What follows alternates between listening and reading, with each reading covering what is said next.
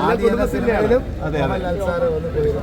അന്ന് അനിൽ ചേട്ടൻ പറഞ്ഞ എപ്പോഴും ഓർക്കുന്നുണ്ട്, ലാലേട്ടനല്ലാതെ ആദ്യമായിട്ടാണ് മറ്റൊരാൾക്ക് വേണ്ടി ആശീർവാദ് പ്രൊഡക്ഷൻ ചെയ്തത് പറഞ്ഞത് ഞാൻ ഓർക്കുന്നുണ്ട്. തീർച്ചയായിട്ടും അത് ആദ്യം സിനിമയ്ക്കകത്ത് ആദ്യമായിട്ട് ഒരാൾക്ക് വേണ്ടി ചെയ്യുന്നു എന്ന് പറയുന്ന മാനസികാവസ്ഥയോടെ തന്നെയാണ് അതേ കുടുംബത്തിൽ നിന്ന് സിനിമ വരുമ്പോൾ ഉണ്ടാകുന്നത്. എനിക്കത് എൻ്റെ കുടുംബത്തിൽ നിന്ന് തന്നെ ഉള്ള പോലെ തന്നെയാണ്. എല്ലാവിധ പ്രാർത്ഥനകളും ഉണ്ട്, നിങ്ങളുടെ എല്ലാവരുടെയും സപ്പോർട്ടും ഉണ്ട്. മകനും ഇതിൽ നല്ലൊരു വേഷം ചെയ്യുന്നുണ്ടെന്ന് പറഞ്ഞു. എന്താണ് മകൻ്റെ ഒരു എക്സൈറ്റ്മെൻറ്റ്, അല്ലെങ്കിൽ ഇതിലേക്കുള്ള ഒരു സിനിമയിലേക്ക് വരാനുള്ള ഒരു റോള്?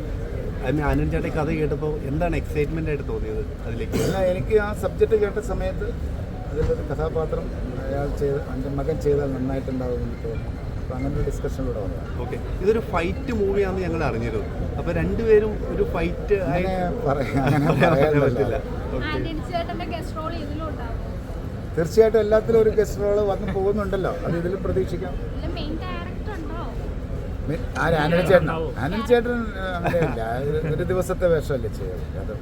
ആദ്യ സിനിമയിൽ ലാലേട്ടനും അനിൽ ചേട്ടനും ഒരുമിച്ചാണ് വന്നത്. ഇതേപോലെ ഈ സിനിമയിൽ അങ്ങനെയായിരിക്കും ഒരുമിച്ച് അങ്ങനെ ആക്കാൻ പറഞ്ഞിട്ടുണ്ട്. ഓക്കെ, സന്തോഷം, എല്ലാവരോടും സന്തോഷം. താങ്ക് യു വന്നതിന്, എല്ലാ സപ്പോർട്ടും തന്നതിന്. Okay, thank you.